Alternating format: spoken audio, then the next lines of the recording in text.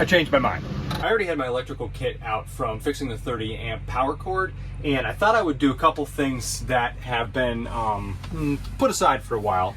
Yeah, it's supposed to be 100 degrees out. It will be 102 today. If you've been following our channel, you know we've been doing several projects to keep ourselves cool in the Texas heat. Now, you may hear some wind noise, but we've got to get the AC back on because we've turned it off for a second and it's just overheating immediately. We don't have special microphones to deal with the wind noise. The old power converter for the Airstream when we got it was down here. The Victron Multiplus didn't fit in the smaller hole down here, but what this does is it gives me an inlet for some airflow. Now there's a piece that will fold down and cover this with some louvers, so none of this shows, but the fans are crucial to push air up when it's particularly hot inside the trailer.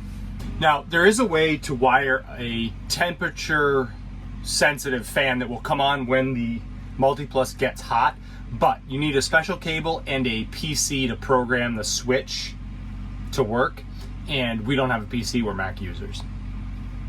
My solution is pretty simple. What I'm gonna do is wire up these two 12 volt PC fans to a switch that we can turn on, and particularly when we're on shore power, it won't really use even a noticeable amount of power. When we're boondocking, it might, and then we have a switch to turn these on and off. I'd rather it happen automatically, but this is an easy solution we can do today.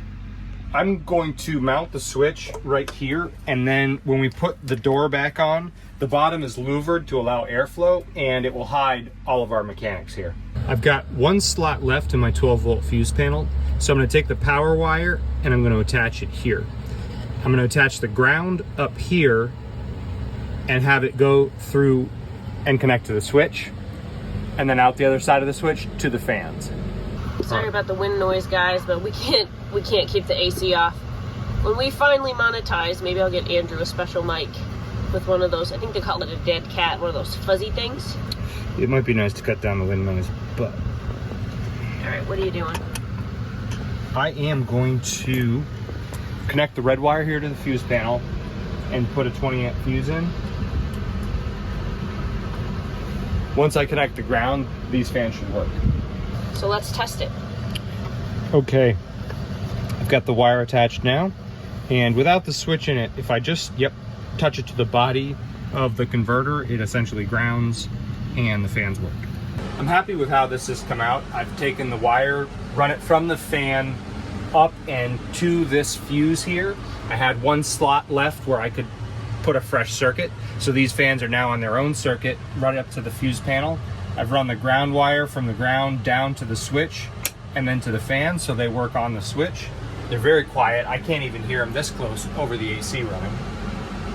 I'm going to put the covers back on this and close it up. I'm going to leave the fans on because it's really hot today, and I'm going to grab my wiring tools and work on another wiring project. I did change my mind a little bit about how this was going to be wired. It's essentially still wired the same. I've still got a manual switch down here to turn these fans on, but I've also added a temperature switch. I've got a 3-pack for not very much on Amazon, and I'm going to give them a try. I've already got one wired up down here. You can see it's in position. Right now it's monitoring, that's actually in Celsius, but it's monitoring the temperature up in the top of the Victron.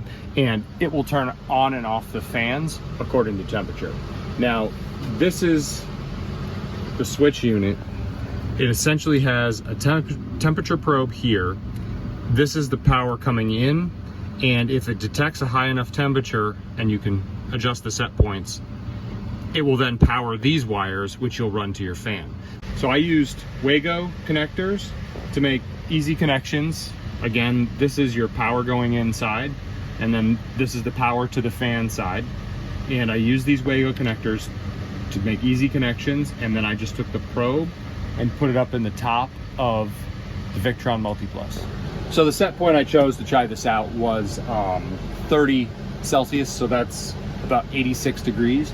And so when the temperature in the Victron gets higher than that, it will put the fans on and they'll stay on until the temperature drops back below that. There is one small thing about these that makes working with them slightly harder than you might imagine, which is that the reverse is all in Chinese, and the inputs, outputs, etc. are actually labeled in Chinese, but there's a workaround. There's Google app where if you essentially take a picture of this or take a video clip, you can translate it all essentially in real time, so the whole thing looks like it was written in English to start with. It's pretty cool. Never actually tried that app before, but the results are quick and it works pretty well, and I did that just before I got started, so I knew exactly what to connect where. Since the fridge has been struggling in the Texas heat, I want to use another one of these switches to wire up some fans to increase the efficiency through the back of the fridge. There's a kit that you can buy to do that, but it wouldn't ship to my location, so I just opted to buy some fans and these switches and figure it out myself.